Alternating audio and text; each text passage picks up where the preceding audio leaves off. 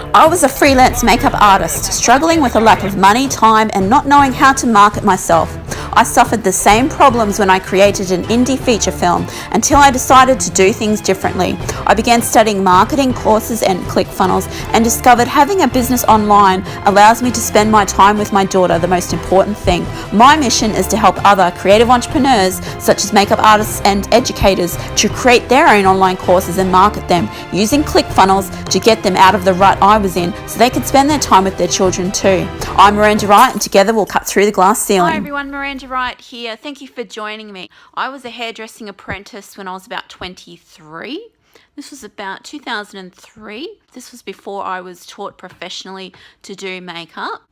I had learned how to do makeup from my boss working in a hairdressing salon, and that's because my boss was involved in an MLM and she recruited me into that MLM, and some of the products that were sold in that MLM were makeup products. She taught me how to do makeup using these products, and I was allowed to do makeup in the hairdressing salon. I would then show the customer, these are the products that I used, and you can buy these straight from the salon if you want to. Okay, so that's why she taught me how to do makeup in the salon, and I was excited about that because I was a creative person and I loved doing makeup at the time, and it got me away from doing perms in the salon because these, back in 2003, old ladies would come into the salon and want perms, and I hated doing perms because of the chemicals. It's a long process, it takes a long time to put the rollers in, and the main issue for me was those chemicals. So it got me out of doing that, and I would also go around the salon and clean everything, and it wasn't the cleaning that I hated, but each little job had to be done at a specific time. So I had this weird timetable. I had to try and time my day out and then try and get the things done before the boss came in at the end of the day.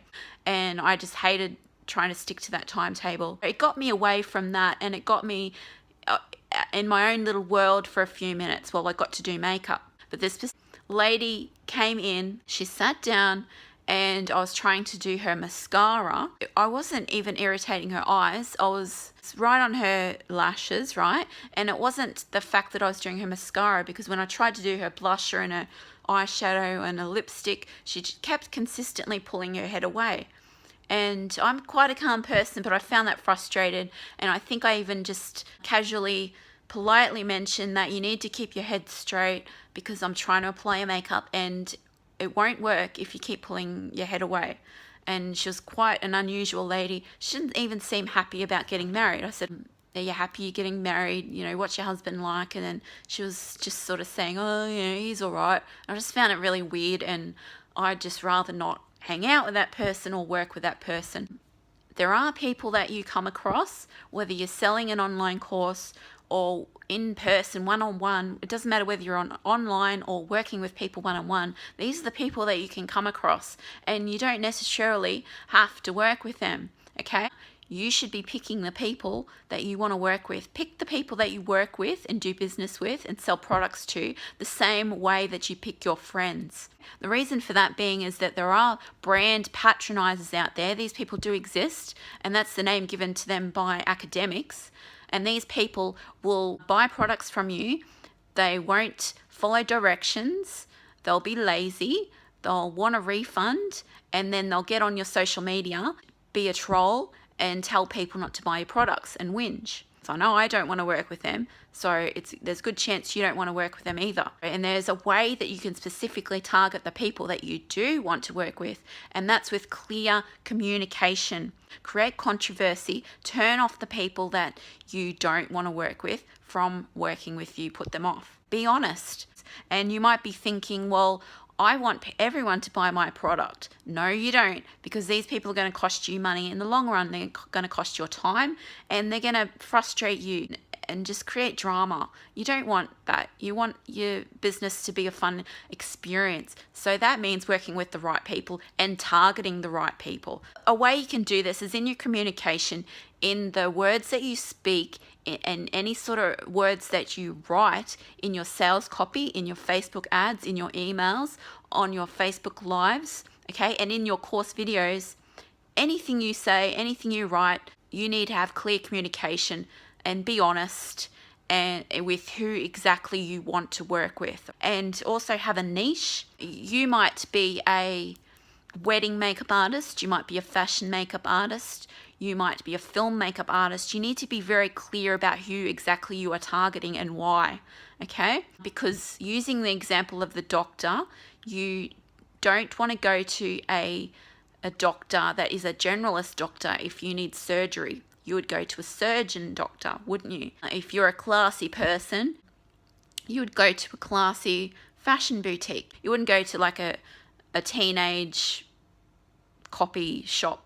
If you bought a CD back in the old days and you wanted a hip hop, for example, you wouldn't go to the shop that sells every CD out there, a generalist sell everything CD shop. You would go to the hip hop CD shop, wouldn't you? So it's exactly what will happen when people want their wedding makeup. They're not going to go to the makeup artist that runs around like a headless chook trying to do every job under the sun and is a generalist and doesn't specify in any specific style of makeup. They're just running around trying to do everything to keep everything happy, to get a good reputation and to get their name out there because they think that's what they need to do, but they don't.